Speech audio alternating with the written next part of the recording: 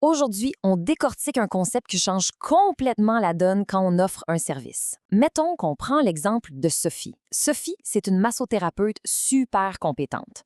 En fin de journée, elle regarde sa feuille de revenus puis elle ressent une immense fierté. Puis on la comprend. Quand on regarde ses chiffres, ça a l'air fantastique sur papier. Elle fait 8 massages dans sa journée, qu'elle facture 80 chaque. Au final, ça lui donne un beau grand total de 640 C'est tout à fait normal de voir ça comme un succès retentissant. Mais là, il y a une question fondamentale qui se pose. Est-ce que massage, ça prend vraiment uniquement 60 minutes? Si on demande ça à Sophie, elle va répondre direct, sans aucune hésitation, absolument 60 minutes. Sophie, faut qu'on se parle. Le fameux temps invisible. Parce que dans la vraie vie, aussitôt que le client sort de la pièce, il y a toute une série de tâches silencieuses qui s'enclenchent immédiatement. Il faut nettoyer et désinfecter la table de traitement, ce qui gruge facilement un bon 12 minutes. Ensuite, il y a le lavage puis le pliage des serviettes, une petite corvée qui s'accumule à 45 minutes en fin de semaine, sans oublier la rédaction des notes de suivi professionnel qui demande un autre 5 à 10 minutes par client. Toutes ces tâches-là drainent la rentabilité entre chaque visite sans même qu'on s'en aperçoive. Fait que, voici la vérité qui frappe. Chaque séance de 60 minutes qui est facturée consomme en réalité 85 à 90 minutes de vrai temps. C'est absolument pas un problème de mauvaise gestion de sa part. C'est tout simplement le redoutable piège du temps invisible, puis Sophie est loin d'être la seule à tomber dedans. C'est là qu'entre en jeu le coût-temps de base. Pour régler ça puis trouver la vraie recette, on va emprunter un concept super brillant à l'industrie du vêtement. Dans une usine, la recette de production est méticuleuse et calcule absolument tout, chaque bouton, chaque centimètre de tissu, chaque minute passée à couper. Mais pour un service, la recette devrait être bâtie avec exactement la même rigueur. On remplace juste le tissu par le temps, visible, le temps de préparation invisible, les biens qu'on consomme, puis nos outils.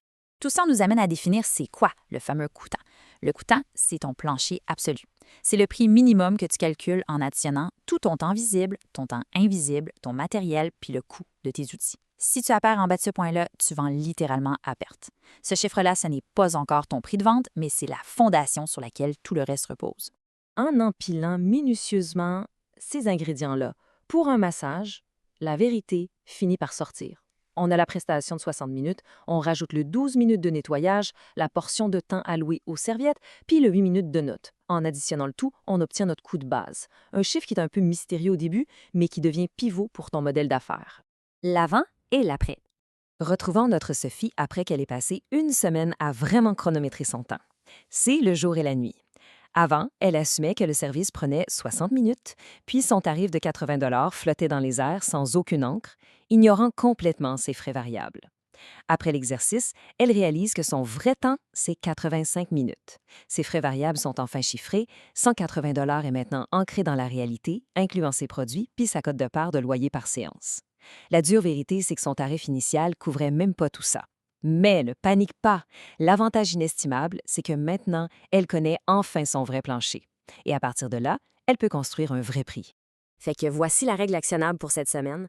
Prends ton service principal, puis liste absolument toutes les tâches réelles que tu fais pour le livrer. Ensuite, chronométrer ça pendant quelques jours. Associe un chiffre financier à chaque ligne, puis additionne le tout.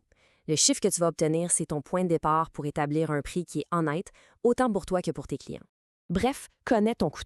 C'est exactement le genre de recette de production qu'on construit ensemble dans la cohorte Déclic, avec des outils concrets puis un groupe qui fait l'exercice en même temps. Un programme propulsé en France par l'Union des auto-entrepreneurs. Connaître ce coût-là, ça devient ta boussole au lieu de juste deviner dans le noir. Alors, la prochaine fois qu'un tarif doit être établi, la question ultime demeure, est-ce que le vrai plancher, avec tout son temps invisible, est réellement connu?